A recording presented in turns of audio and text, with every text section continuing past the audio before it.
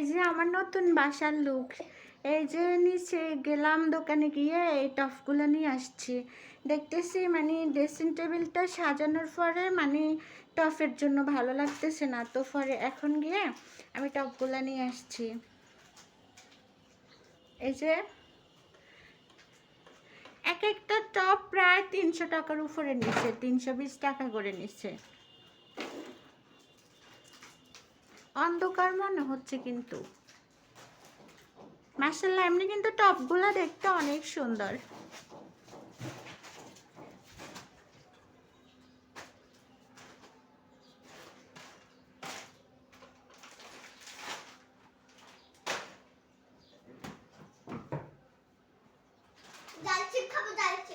এই যে দেখেন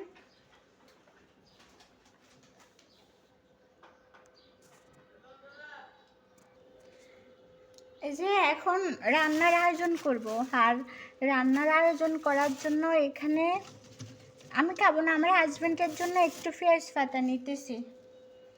উনি পেঁয়াজ পাতা ভাজা করলে ভাত খায়।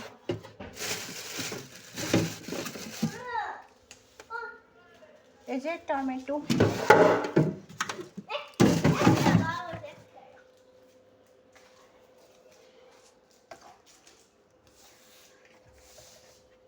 একটু টমেটোর টক রান্না করব।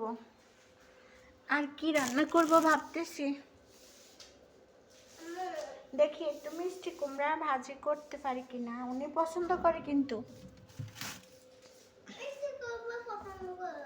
জি পাপা পছন্দ করে।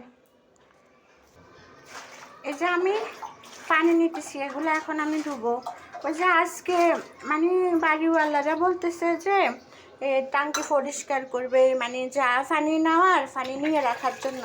তো এই জন্য আমি পানিগুলা মানে আগ থেকে নিয়ে রাখছি, কখন জানি পানি শর্ট হয় তার জন্য। এই যে পানি চলে গেছে। এই যে আমার কাটাকাটি শুরু হবে এখন। এই যে আমি ফ্রেশ পাতা কিন্তু কাটে নিয়েছি, একদম মানে অল্প, শুধু শুধু ওনার জন্য।